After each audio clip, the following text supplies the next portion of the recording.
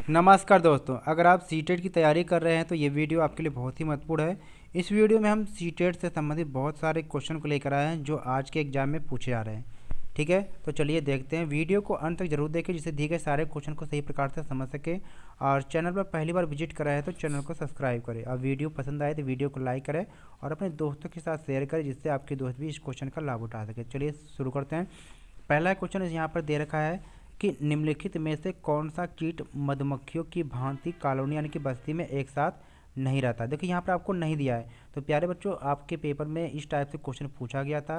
28 दिसंबर को पेपर हुआ था या 29 तारीख को उसमें पूछा गया था कि कौन सा ऐसा कीट है जो सामाजिक कीट नहीं है। तो सबसे पहले आपको ध्यान देना कि सामाजिक कीट कौन है, और इसमें क्वेश्चन में आपको नहीं पूछा, इस बात पे फोकस करिएगा।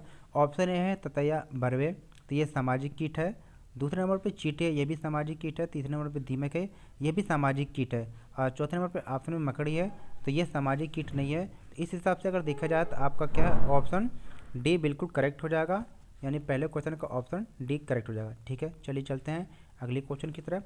क्वेश्चन नंबर 2 है यहाँ पर। नेक्स्ट क्वेश्चन है कि निम्नलिखित में से किसकी सुनने की शक्ति इतनी होती है कि वह वायु से पत्तों के हिलने की ध्वनि और घास पर किसी जानवर के चलने की ध्वनि में अंतर कर सकता है। तो प्यारे दोस्तों, इस टाइप से क्वेश्चन भी पेपर में पूछा गया था 28-29 में।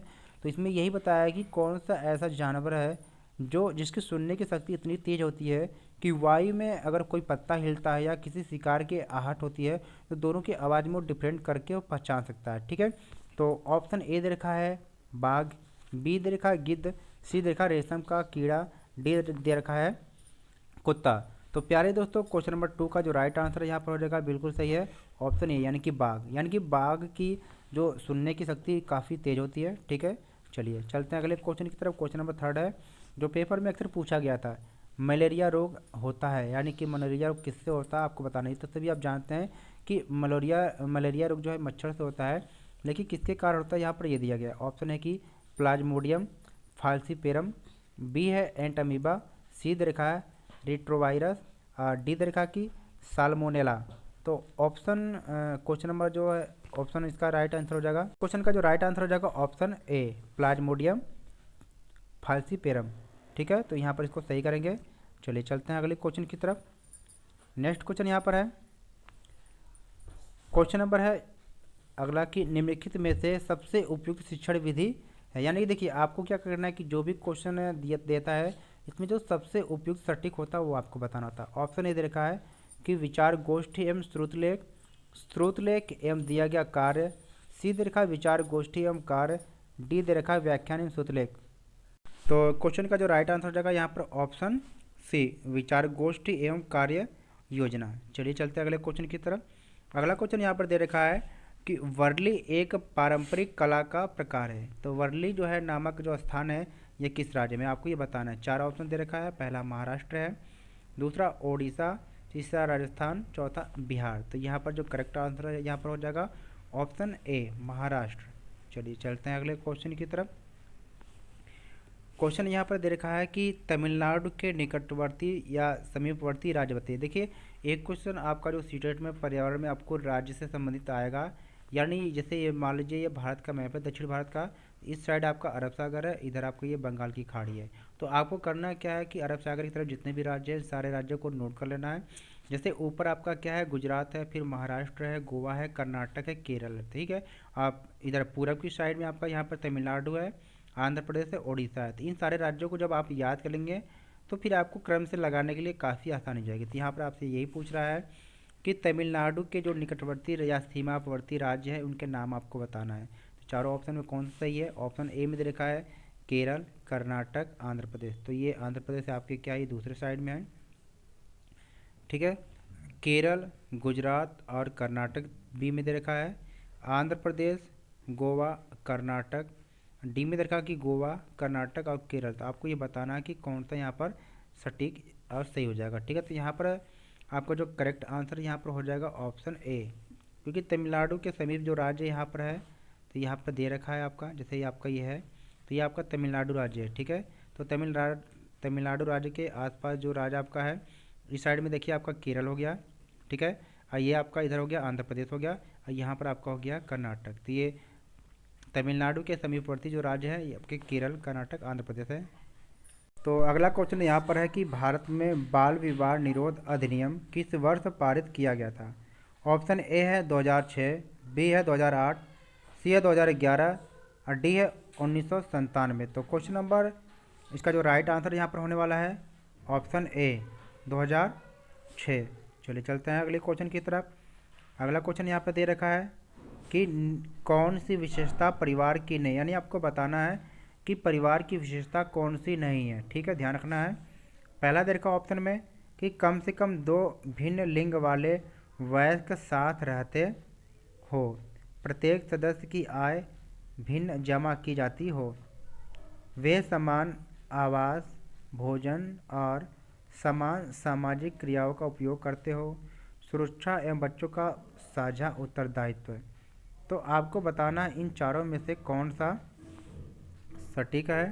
तो क्वेश्चन नंबर इसका जो राइट आंसर हो जाएगा ऑप्शन बी करेक्ट हो जाएगा, यानी कि बाकी जो विशेषताएं है ये परिवार की विशेषताएं हैं, लेकिन ऑप्शन बी है ये परिवार की विशेषता नहीं है, क्योंकि प्रत्येक सदस्य की जो आय है ये भिन्न यानी कि अलग जमा नहीं की जाती, सबकी जो आय है एक ही जगह जमा की जाती है। चलिए आगे चलते हैं। अगला क्वेश्चन यहाँ पर है राष्ट्रीय बाल श्रम उन्मूलन प्राधिकरण की स्थापना कब की गई थी? ऑप्शन है कि 16 अगस्त 1996, 5 जून 1990 में, 22 जुलाई 2002 में और 26 सितंबर 1994। तो क्वेश्चन का जो राइट आंसर हो जाएगा यहाँ पर ऑप्शन डी, यानी कि 26 सितंबर 1994। चलिए चलते हैं अगले क्वेश्चन की तरफ। आपको यहाँ पर बताना है कि जब कोई व्यक्ति ट्रेन के द्वारा यात्रा करता है, अहमदाबाद से वो केरल की यात्रा करता है, तब वह अनेक सुरंगों को पार करता है। तो ये सुरंग पर्वतों में है, यानी यह सुरंग किस पर्वतों में आपको बताना है। तो यहाँ पर आपको ध्यान देना है कि जैसे ये भारत का जो मैप है नीचला है, तो ये मान लीजिए ये गुजरात में अहमदाबाद है और यहाँ पर केरल है। तो यहाँ से यहाँ तक जब वो यात्रा करता है, ठीक है, तो आपको ये बताना है कि अहमदाबाद से जो केरल तक ये यात्रा करेगा तो इस बीच में वो क्या क्या पार करता है। ठीक है, आपको ये बताना है। तो जब आप ये देखते हैं तो ये पूरब की तरफ तो है ये पूर्वी घाट हो गया, ये पश्चिम की तरफ ये पश्चिमी घाट है, क्योंकि यहाँ पर देखिए अहमदाबाद है, ये आपका है केरल है। तो ये आपको एरिया बताना है। ठीक है, तो ऑप्शन ए दे रखा है विंध्याचल पर्वत, बी है अरावली, सी है कि पूर्वी घाट और डी है पश्चिमी घाट। तो क्योंकि ये वाला एरिया पश्चिमी घाट है, ठीक है, तो इसका जो राइट आंसर हो जाएगा ऑप्शन डी, ठीक, यानी कि पश्चिमी घाट। चलिए चलते हैं अगले क्वेश्चन की तरफ। अगला क्वेश्चन है, ध्यान से देखेंगे आप कि मच्छरों के प्रजनन की रोकथाम के लिए ठहरे पानी पर तेल डालने की सलाह दी जाती है। ऐसा इसलिए है क्योंकि, यानी कि मच्छरों के प्रजनन को रोकने के लिए जहाँ पर पानी इकट्ठा होता है वहाँ पर तेल डालने की सलाह दी जाती है। ठीक है, तो ऐसा क्यों कहा जाता है? ऑप्शन ए है कि तेल ऑक्सीजन की आपूर्ति को काट देता है, जिससे मच्छरों का प्रजनन थम जाता है। बी कह रहा है मच्छरों को तेल द्वारा विकर्षित किया जाता है। सी कह रहा है कि मच्छर तेल द्वारा मर जाते हैं। डी कह रहा है मच्छर तेल की परत में फंस जाते हैं। ठीक है, तो क्वेश्चन नंबर इसका राइट आंसर हो जाएगा ऑप्शन ए, यानी तेल डालने का मतलब ये होता है कि तेल करता है ऑक्सीजन की आपूर्ति को काट देता है, जिससे मच्छरों का जो प्रजनन है वो थम जाता है। ठीक है, चलिए अगले क्वेश्चन से चलते हैं कि निम्न नदियों में से कौन सी नदी बंगाल की खाड़ी में गिरती है? यानी कि ये जो भारत का मैप है, इधर है आपकी बंगाल की खाड़ी है, इधर आपका अरब सागर है। तो आपसे पूछा जा रहा है कि कौन सी नदी है इन चारों में से जो बंगाल की खाड़ी में गिरती है। तो ऑप्शन ए है ताप्ती है, नर्मदा है, सुवर्णरेखा और सिंधु नदी। तो सिंधु नदी आपकी यहाँ से बढ़ती हुई अरब सागर में गिर जाती है, नर्मदा नदी भी बढ़ते हुए अरब सागर में गिरती है, ताप्ती नदी भी बढ़ते हुए अरब सागर में गिर जाती है। तो ऑप्शन सी करेक्ट हो जाएगा, यानी सुवर्ण रेखा जो नदी है ये क्या है आपके बंगाल की खाड़ी में गिरती है। ठीक है, इस बात को ध्यान देंगे, ऑप्शन सी करेक्ट हो जाएगा, सुवर्ण रेखा। ठीक है,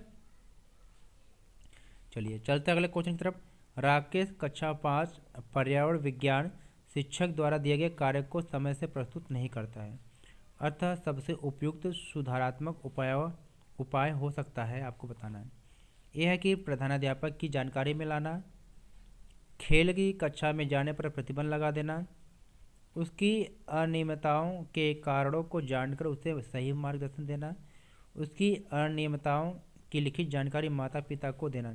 यानी जो बच्चा है उसको जो कार्य दिया गया है टीचर के द्वारा, वह कार्य अगर नहीं करता है तो निम्न में से क्या आपको करना चाहिए। तो यहाँ पर सबसे सटीक और सही आंसर होगा यहाँ पर कि उसकी जो अनियमितता है उसके कारण को पता करना पड़ेगा और उसको सही मार्गदर्शन देना पड़ेगा, यानी ऑप्शन सी करेक्ट हो जाएगा। ठीक है, अगला क्वेश्चन है कि शिक्षक की सबसे मूल्यवान निधि है कौन सी, बताना है। ऑप्शन ए है सेवा है, बी वेतन है, सी गर्व है, डी है छात्रों का विश्वास। तो एक शिक्षक की सबसे बहुमूल्य जो विधि होती है, निधि होती है, ऑप्शन डी करेक्ट हो जाएगा, छात्रों का विश्वास। ठीक है, चलिए चलते हैं। तो इस तरीके से हमने इसमें दिए गए सारे क्वेश्चन को कंप्लीट कर लिया। इस टाइप के क्वेश्चन एग्जाम में अक्सर पूछे जाते हैं। तो अगर आपको इसकी पीडीएफ चाहिए तो हमारे टेलीग्राम ग्रुप को ज्वाइन कर सकते हैं। ठीक है, और हमारे चैनल बेस ऑफ एजुकेशन मंत्र को सब्सक्राइब करें इसी तरह की वीडियो को देखने के लिए, बेल आइकन को प्रेस करें, और हमें इंस्टाग्राम पे भी फॉलो कर सकते हैं। तो चलिए प्यारे दोस्तों, फिर मिलते हैं एक नई वीडियो के साथ। तब तक नमस्कार। वीडियो को लाइक शेयर करें और चैनल पर पहली बार आए तो सब्सक्राइब करें।